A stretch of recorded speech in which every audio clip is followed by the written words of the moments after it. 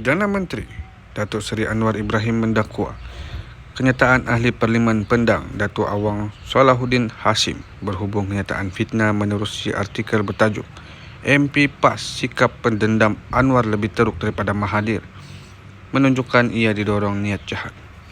Menerusi jawapan kepada pembelaan yang difailkan di Mahkamah Tinggi di sini pada Selasa, Pengerusi Pakatan Harapan PH berkata tindakan Awang mengungkap istilah zalim dan membuat perbandingan dirinya dengan Mahathir jelas menunjukkan kenyataan fitnah.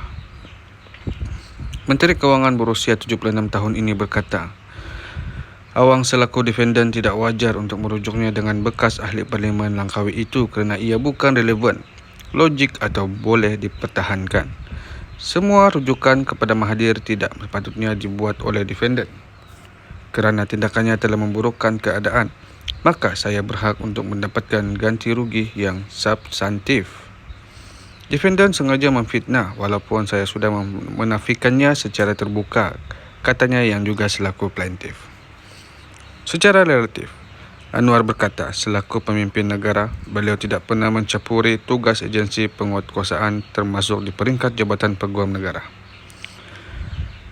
Beliau menegaskan bahawa penyiasatan dan pendakwaan oleh agensi penguatkuasaan adalah adil, bebas dan saksama tanpa rasa takut atau pilih kasih serta beliau tidak pernah campur tangan berhubung perkara itu. Ahli Parlimen Tamun berkata defendan sengaja berniat mencaci dan menuduhnya mengamalkan penyiasatan serta pendakwaan terpilih sehingga menyebabkan kesan fitnah yang lebih teruk. Pada 3 Mac yang lalu, Anwar memfailkan saman terhadap Awang berhubung kenyataan berbau fitnah terhadap Perdana Menteri itu di lobi Parlimen. Pemimpin PKR itu memfailkan saman menerusi Tetuan SN Nair and Partners di Mahkamah Tinggi di sini dengan menamakan Awang sebagai defendan tunggal.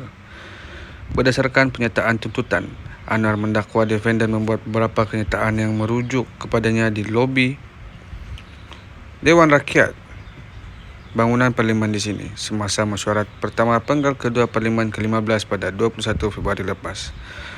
Beliau berkata, kenyataan tersebut telah diterbitkan semula atau menyebabkan penerbitan semula oleh defendan kepada pemberita yang terakam dalam bentuk audio dan video. Sementara itu, pada 4 April lalu, Awang membalas pernyataan pembelaan saman itu dengan menyatakan bahawa pertuduhan jenayah terhadap Presiden Bersatu Tan Sri Muhyiddin Yassin dan bekas Ketua Penerangan Bersatu Datuk Wan Saiful Wan Jan bercanggah dengan dakwaan Anwar bahawa beliau tidak mengamalkan politik dendam. Awang mendakwa pertuduhan kes jenayah itu berlaku selepas Anwar menyatakan pada tahun lalu bahawa dana untuk skim Jana Wibawa disalahgunakan. Pemimpin PAS itu berkata Anwar juga berhenti membuat ulasan terhadap Datuk Seri Dr. Ahmad Zahid Hamidi dalam skandal projek pembinaan kapal tempur pesisir LCS selepas Presiden UMNO itu menjadi timbalan Perdana Menteri dalam kerajaan perpaduan. Beliau mendakwa plaintiff ketika dihadapkan ke mahkamah atas pertuduhan salah guna kuasa sekitar 1998 terus memulakan gerakan reformasi yang menggeram Mahathir sebagai zalim.